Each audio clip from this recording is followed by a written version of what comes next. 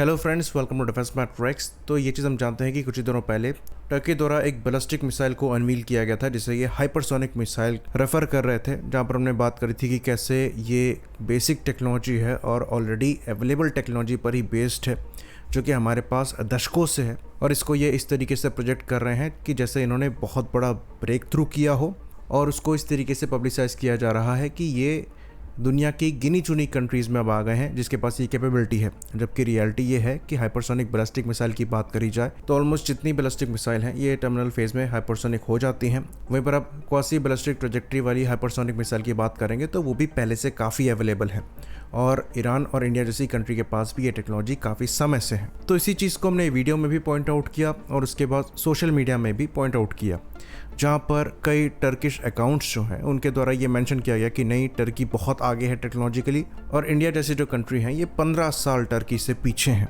तो इससे समझ में आता है कि जो इनकी मेंटल स्थिति है वो इनके आर्यन बिरादर से ज़्यादा दूर नहीं है। बाकी जहाँ तक रही बात टेक्नोलॉजिकल एडवांसमेंट की, तो टर्की के मामले में कुछ ऐसी जगह हैं जहाँ पर ये एक्चुअली डिसेंट कर रहे हैं। स्पेशली जब बात ड्रोन्स की आती है तो इनके कई UAVs जो हैं ये फ्लाई कर रहे हैं, कईयों में प्रोग्रेस अच्छी है, पर जो रियलिटी है इनके यहाँ डिफेंस R&D की वो एक्चुअली इंडिया से काफ़ी ज़्यादा डिफरेंट है।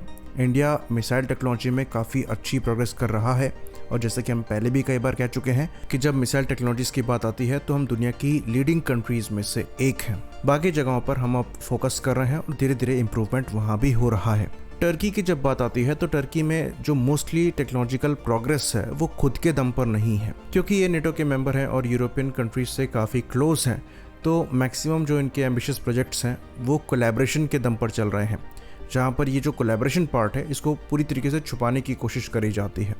अगर आप TFX कान का ही एक एग्जांपल लें, जो कि इनका 5th जनरेशन फाइटर प्रोग्राम है, उसमें अच्छा खासा पार्टिसिपेशन BAE सिस्टम्स का है, जिनके पास अच्छा खासा एक्सपीरियंस है ऐसी सोफिस्टिकेटेड टेक्नोलॉजीज पर काम करने का। इवन कान का जो डिज़ाइन है ये एक एबेंडेंट BAE सिस्टम के 5th जनरेशन फाइटर प्लेटफॉर्म के डिज़ाइन से काफ़ी ज़्यादा मेल खाता है। तो ये यूरोपियन कंट्रीज से डायरेक्टली एक्सपीरियंस उठाकर लेकर आ रहे हैं और उसी के बेसिस पर चीज़ें यहाँ पर डेवलप हो रही हैं, और ये दिखता है कि इनकी प्रोग्रेस काफ़ी अच्छी है। ये अपने दम पर बहुत कुछ बना रहे हैं, पर रियलिटी ये है कि जिस सिचुएशन में हम काम कर रहे हैं उसी सिचुएशन में अगर इनको काम करना हो तो इनका सस्टेन करना थोड़ा मुश्किल हो जाएगा। ऑल्दो ये बात भी फैक्ट है कि इंडिया द्वारा भी हेल्प ली जा रही है और ली जानी भी चाहिए। हमारे खुद के डोमेस्टिक प्रोग्राम में हमने डिफरेंट कंट्रीज से सपोर्ट लिया है। इवन अगर आप LCU-33 को देखें तो इसमें कई एवियोनिक्स सीधे सीधे इजराइल और फ्रांस से आ रहे हैं।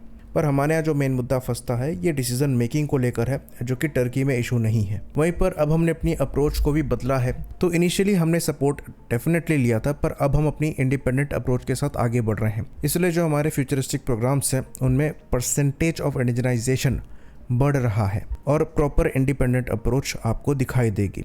तो AMCA में भी काफ़ी हद तक हम खुद ही काम कर रहे हैं, लेकिन जेट इंजन को लेकर जैसा कि हम जानते हैं स्ट्रगल है, तो वहाँ पर हमें पार्टनर्स को देखना पड़ रहा है, जिसके अंतर्गत हो सकता है कि MRFA में हमको एक फेवर उस पार्टनर को करना पड़े, जो कि सिमिलर आपको टर्की के केस में भी दिखेगा। तो हाल ही में एक मेमोरेंडम ऑफ अंडरस्टैंडिंग साइन हुई है UK और टर्की के बीच में, जहाँ पर टर्की द्वारा यूरोफाइटर टाइफून लिए जा सकते हैं। तो यूरोफाइटर टाइफून की सेल को लेकर टर्की द्वारा पहले भी कई बार कोशिश करी गई है, पर पहले ये रिपोर्ट आ रही थी कि जर्मनी द्वारा इस डील को ब्लॉक किया जा रहा है, लेकिन अब ऐसा लगता है कि ये काफ़ी हद तक UK के साथ ये डील साइन कर लेंगे। तो इस डील से 2 प्रॉब्लम्स को सॉर्ट करने की कोशिश करी जा रही है। पहला तो ये है कि आपको सपोर्ट चाहिए BAE सिस्टम का अपने खुद के प्लेटफॉर्म को डेवलप करने के लिए, जो कि इस केस में TFX कान है। दूसरा, आपको ग्रीस के रफाल के अगेंस्ट में काउंटर चाहिए, क्योंकि आप उनसे कैपेबिलिटी में पछड़ते चले जा रहे हैं, क्योंकि ग्रीस के पास रफाल भी आ चुके हैं और इनको F-35 भी बहुत जल्द मिलने वाले हैं।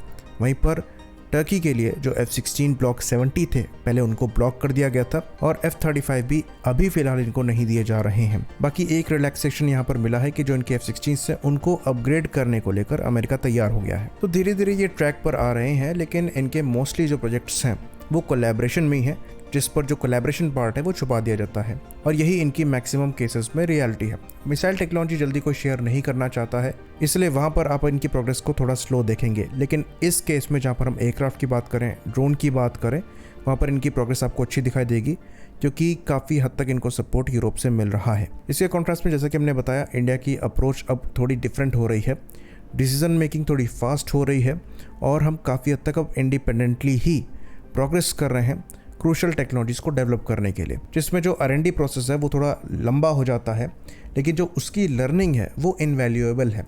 फ्यूचर में वो आपको काफ़ी ज़्यादा काम आने वाली है, क्योंकि इनोवेशन वहीं से निकलेगी। आप पार्टनर के साथ मिलकर उन चीज़ों को डेवलप कर सकते हैं जो कि ऑलरेडी अवेलेबल हैं, लेकिन अपनी रिक्वायरमेंट के हिसाब से कुछ नया बनाने के लिए आपके पास डिफरेंट स्किल सेट चाहिए। जैसे कि अगर हम एग्जाम्पल लें तो टर्की द्वारा एक अटैक हेलीकॉप्टर डेवलप किया गया है जिसे T-129 अटैक कहा जाता है, जो कि बेस्ड है और ऑलमोस्ट आइडेंटिकल है अगस्ता के A-129 मंगुस्ता के। वहीं पर अगर आप इंडिया के अप्रोच को देखेंगे तो हमारे द्वारा लाइट कॉम्बैट हेलीकॉप्टर को डेवलप किया गया है, जो कि यूनिक है इंडियन रिक्वायरमेंट के हिसाब से, और इवोल्यूशन है ALH ध्रुव प्रोग्राम का, जहां पर हमने कुछ हद तक जर्मन सपोर्ट लिया था। तो R&D प्रोसेस में आप जितना समय लगाएंगे, पैसा लगाएंगे, उतना बेनिफिशियल होता है, और इसके लिए आपको एक स्टेबल और बड़ी इकोनॉमी चाहिए, जो कि टर्की के केस में नहीं है। लेकिन एक बात हमको एक्सेप्ट करनी पड़ेगी कि उनकी जो अप्रोच है वो प्रैक्टिकल है। उन्हें अपना बजट पता है, उन्हें पता है वो किस तरीके की कैपेबिलिटी पर काम कर सकते हैं, उन्हें पता है कि वो किस तरीके का सपोर्ट चाहते हैं, और उसके हिसाब से उन्होंने डिसीज़न लिए हैं। इसलिए वहाँ पर आपको रिजल्ट जल्दी मिल रहे हैं। इंडिया के केस में यहाँ पर समय लग रहा है, लेकिन एक बार चीज़ें ट्रैक पर आ जाएंगी और एक बार वो स्किल सेट डेवलप हो जाएगा, आपकी टेस्टिंग फैसिलिटीज़ आ जाएंगी, जो टेक्नोलॉजीज़ आप लैक कर रहे हैं वो आ जाएंगी, फिर आपकी प्रोग्रेस वैसी होगी जैसे कि आपके मिसाइल प्रोग्राम्स में हो रही है, जहाँ पर आप किसी भी टाइप की मिसाइल को 2 साल के अंदर अंदर बनाकर तैयार कर पा रहे हैं। और ये पास्ट कुछ समय में हमने डेमोन्स्ट्रेट भी किया हुआ है। तो इंडिया और टर्की के बीच में जो कंपैरिजन किया जा रहा है, ये एक्चुअली एप्पल और ऑरेंज को कंपेयर करने जैसा है। हमारी रिक्वायरमेंट बहुत वास्ट है, यूनिक है, तो हमें अपनी रिक्वायरमेंट के हिसाब से चीज़ों पर काम करना पड़ता है। वहीं पर टर्की के लिए, क्योंकि वो नेटो के मेंबर है, यूरोप में डायरेक्ट एक्सेस है, तो उनको उनकी रिक्वायरमेंट के हिसाब से सपोर्ट मिल जाता है। वहीं पर हमें सपोर्ट मिलने के बावजूद चीज़ों पर काम करना पड़ता है अपनी रिक्वायरमेंट के हिसाब से उनको ऑप्टिमाइज करने में। तो हमारे यहाँ जो R&D है उसकी डेप्थ है, और ये डिफरेंस आपको क्लियरली आने वाले 10 से 15 साल में दिखाई देगा। तो सपोर्ट इंडिया को भी चाहिए, लेकिन हमें उस सपोर्ट से बढ़कर काम करना होता है। एग्जाम्पल के तौर पर तेजस मार्क 1 में जो एवियोनिक्स लगे हैं ये इजरायली हैं, इंजन अमेरिकन है, परफॉर्मेंस हमको डिसेंट मिल रही है, पर जो हमारी एक्चुअल रिक्वायरमेंट है वहाँ पर ये परफॉर्मेंस अभी रीच नहीं कर रही है।